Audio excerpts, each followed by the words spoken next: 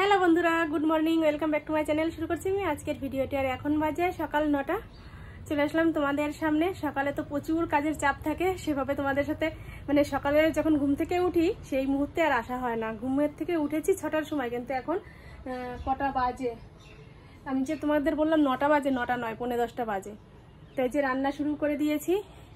ছেলে স্কুলে যাবে, এর জন্য সকাল সকাল রান্নাটা বসিয়ে দিয়েছি। ও প্রাইভেটে গিয়েছি, প্রাইভেট থেকে এসেই খেয়ে স্কুলে চলে যাবে। আর স্কুল এখন একদিনও ছুটি দেওয়া যাচ্ছে না, কেননা প্রচণ্ড কড়াকড়ি স্কুলের এখন ব্যবস্থা। যদি ছুটি করা হয় তাহলে স্কুলে মানে পানিশমেন্টের ব্যবস্থা আছে, তারপরে তো গার্জেন কল আছেই। সকালবেলা মাকে রক্ত নিয়ে গেছে, মানে ব্লাড টেস্ট ছিল, সেটা নিয়ে গেছে। খাওয়ার আগে নিয়ে গেছে, আবার একে খাওয়ার পরে আবার আসবে, সে সময় নিয়ে যাবে। তা মাকে তাড়াতাড়ি করে একটু গোবিন্দভোগ চালের ভাত রান্না করে দিলাম, সেটাই খাইয়ে দিয়ে এসেছি। আর বাসি পেটের যে ওষুধগুলো ছিল সেগুলো খাইয়ে দিয়ে এসেছি। এখন আবার রক্তটা নিয়ে যাবে, তারপরে খাওয়ার পরে যে ওষুধগুলো সেগুলো আবার খাওয়াবো।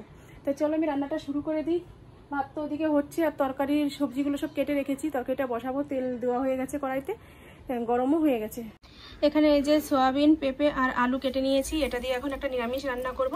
আর এদিকে তো তেল গরম হয়ে গেছে, সয়াবিনগুলো আগে ভেজে নিই, তারপরে হচ্ছে সবজিগুলো দেবো।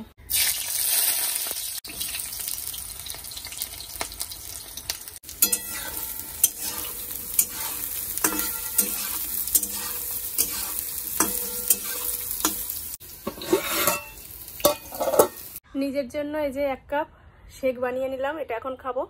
কেননা সকাল থেকে তো দৌড়াদৌড়ি করছি, কিছু এখনো খাওয়া হয়নি। তো চলো শেকটা খেয়ে নিই। আর ছেলে প্রাইভেট থেকে এসেছে, এসে স্নান করে খাওয়া দাওয়া সেরে স্কুলে চলে গেছে। এখন আবার রান্না করতে হবে। বাবা বাজার দিয়ে গেল, মাছ এনেছে, পাঙাশ মাছ এনেছে, সেটাই রান্না করব। তো চলো শেকটা খেয়ে নিই, তারপরে আবার আসছি। মাছ কেটে ধুয়ে নিয়ে এসেছি, আর এই যে নুন হলুদও মাখিয়ে নিয়েছি। এখন মাছগুলো ভাজবো। পাঙাশ মাছ ভাজতে একটু ভয় করে, কি করব, তবুও তো ভাজতে হবে।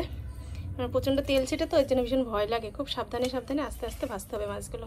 আর এদিকে এই যে পটল কেটে নিয়েছি, পটলও হলুদ লবণ মাখিয়ে নিয়েছি। তো চলো মাছগুলোকে দিয়ে দিই, কড়াই গরম হয়ে গেছে।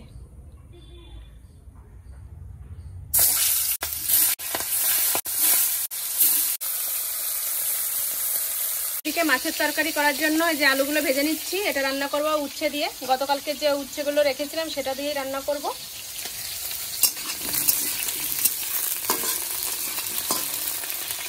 আর এই যে মাছ ভাজা হচ্ছে, তো ভয় করছে মাছ উল্টাতে।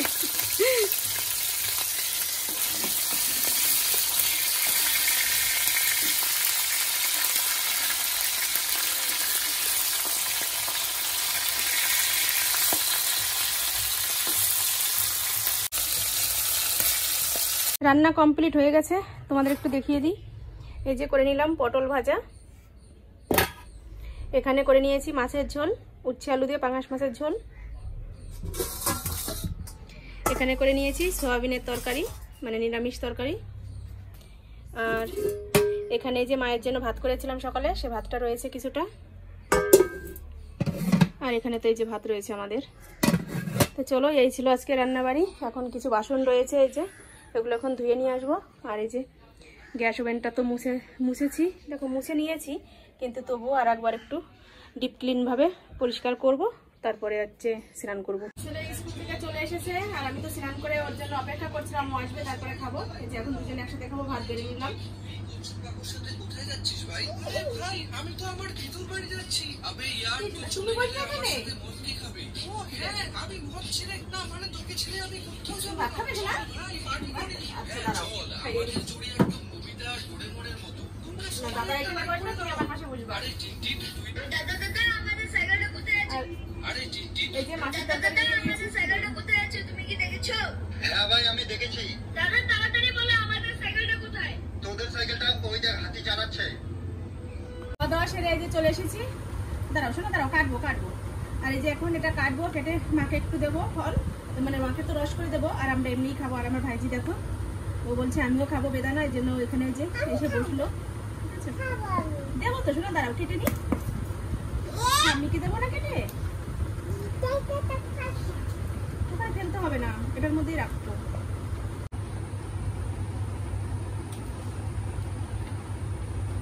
দেখো ও কয়েকটা খুচরো পয়সা পেয়ে খুচরো পয়সা নিয়ে কি খুশি। দাদা ওর হাতে দিল, তো পয়সাগুলো নিয়ে বলছে আমি খাবার কিনতে যাবো দোকানে, তাই না?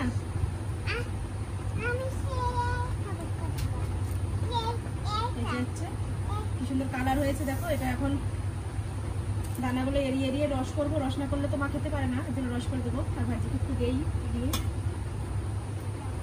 হা করো, আমি খাইয়ে দিচ্ছি তো, ওর মধ্যে রাখবো। ঠিক আছে, খাও খাও খাও, নাও নাও নাও নাও খাও। তুমি পারবে না ছাড়াতে। চলো একটু রস করে নি, তারপর আসছে। অনেকটা টাইম লাগবে তো এগুলো ছাড়াতে।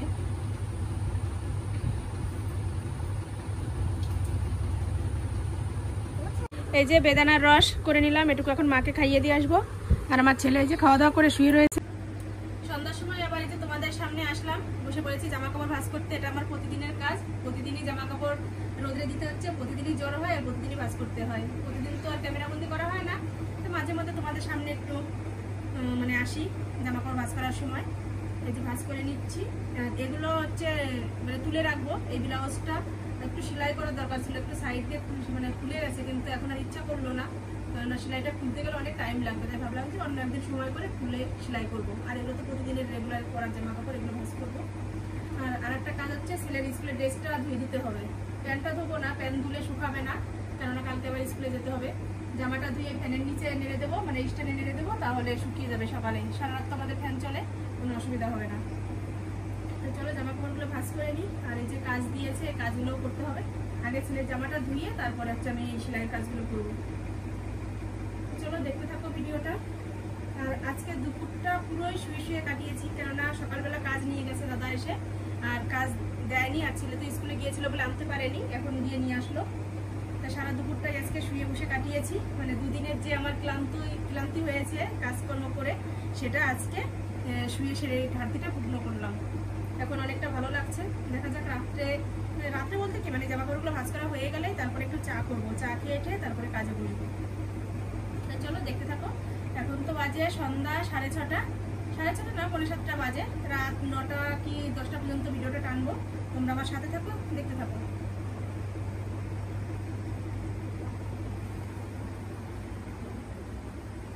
জামা কাপড় সব ভাঁজ করা হয়ে গেছে, কিছুটা খাটের ওই কোনায় রাখলাম, আর কিছু জামা কাপড় হচ্ছে তুলে রাখলাম, মানে শোকেসে ঢুকিয়ে রাখলাম, কারণ ওগুলো তো বাইরে থাকলে শুধু শুধু ধুলো করে নষ্ট হয়। আর যে বিছানাটা এখন পরিষ্কার করে ঝাড়তে নেবো, তাহলে রাত্রে ঘুমানোর আগে আমার আর ঝাড় দিতে হবে না, পরিষ্কার বিছানায় একবারে উঠে যাবো, বেশ ভালো লাগবে। আর দেখো কাজ করতে করতে একটু নেল পলিশ করে নিলাম। নেল পলিশটা বিছানার উপরে ছিল, মানে আমারই নেল পলিশ ভাইজি নিয়ে গেছিলো, আবার ও আবার আমার ঘরেই আবার ফেলে গেছে, মানে শেষ হয়ে গেছে, ফেলে গেছে। আমি তুলি দিয়ে কোনোরকম একটু ঘষে ঘষে নোকে লাগালাম, পায়ে একটু নিয়েছি, হাতে একটু নিয়েছি, ফেলে দেবো এখন। এটা নেই এর মধ্যে আর কিছু।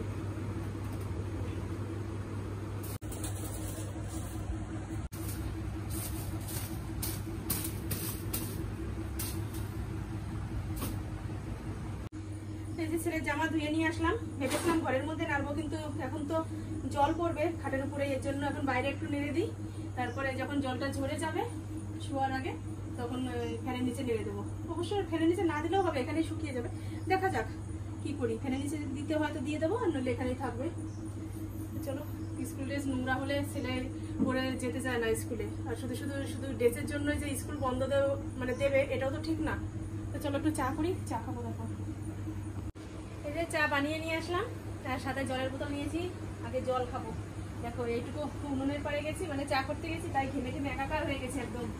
আর নাইটিটা ছেড়ে নিলাম, ওই নাইটিটা না এখান দিয়ে একটু ভিজে গিয়েছিল, মানে এরকম করে কেচেছি, জলের ঝাপটা এসে বুকের কাছে জল লেগেছে আর ভিজে গেছে, তাই নাইটিটা ছেড়ে নিলাম। চলো চা খেয়ে নিই, চা খেয়ে তারপরে এই সেলাইয়ের কাজগুলো করবো। ছেলের আর আমার জন্য করলাম চা, মাকে তো এখন চা দেবো না, কারণ মা এখন চা খেতে চায় না। মাকে তখন ফলের রস খাইয়েছিলাম, আর রাত্রে রুটি বানাবো, একটা রুটি দেবো, জল দিয়ে ধুয়ে একটা রুটি খাইয়ে দিয়ে ওষুধ খাওয়াবো। চলো আমরা চাটা খেয়ে নিই।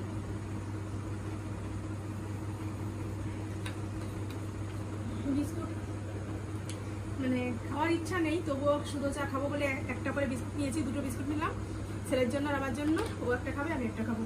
নে বাবা চা খেয়ে নে।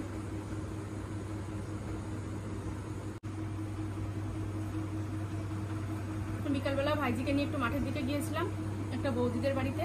সে বৌদি একটু কাজের কথা বললো, মানে মালা গাঁথার কথা বললো, কিন্তু আমি পারবো না, সেলাইয়ের কাজ রয়েছে। আমি বললাম যে না বৌদি আমি তো পারবো না। এর জন্য আমি বৌদি ফোন করেছিল, তা ফোন ধরতে পারিনি বলেই গিয়েছিলাম দেখা করতে। রাত্রে রুটি করার জন্য যে আটা নিয়ে এসেছি, এখন রুটি বানাবো। মানে রুটি বানানোর আগে আটাটা মাখবো। কথাও তুতলিয়ে যাচ্ছে, কি বলবো, মানে কাজ করতে করতে এতটাই ক্লান্ত হয়ে থাকি যে কথা বলতে গেলে কথাও উলটপালট হয়ে যায়। এইমাত্র এই প্রচুর থালা বাসন ছিল, সেগুলো সব মেজে ঘষে নিয়ে আসলাম। এই যে এখানে রয়েছে প্রচুর থালা বাসন, এখানে কড়াই টড়াই সব কিছু যাবতীয় যা ছিল সব মেজে নিয়ে আসলাম। এখন একটু পরে এগুলো জল ঝরিয়ে রাখবো, মানে বুট করে রাখবো। আগে রুটিটা বানিয়ে নিই, কেননা মায়ের আবার ওষুধ খাওয়ার টাইম হয়ে যাচ্ছে। রুটিটা খাইয়ে দিয়ে ওষুধ খাইয়ে দিয়ে আসলে তারপরে আমি নিশ্চিন্তভাবে আমার কাজগুলো করতে পারবো। এখনো সেলাইয়ের কাজে বসিনি, রুটি বানিয়ে তারপরে সেলাইয়ের কাজে বসবো।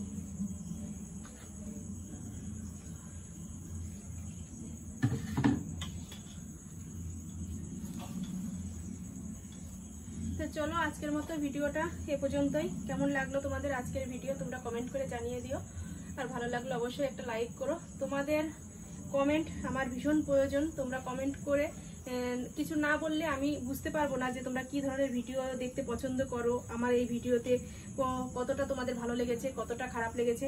অবশ্যই তোমরা কিন্তু তোমাদের কমেন্টের মাধ্যমে মতামত জানিও। আর যারা এখনো আমার চ্যানেলটি সাবস্ক্রাইব করোনি তারা সাবস্ক্রাইব করে পাশের বেল বাটনটি বাজিয়ে দিয়ে নোটিফিকেশনটি অন করে রেখো, যাতে নতুন নতুন ভিডিও সবার আগে তোমাদের কাছে পৌঁছে যায়। তো চলো আজকের মতো টাটা বাই বাই, আগামীকাল আবার দেখা হবে।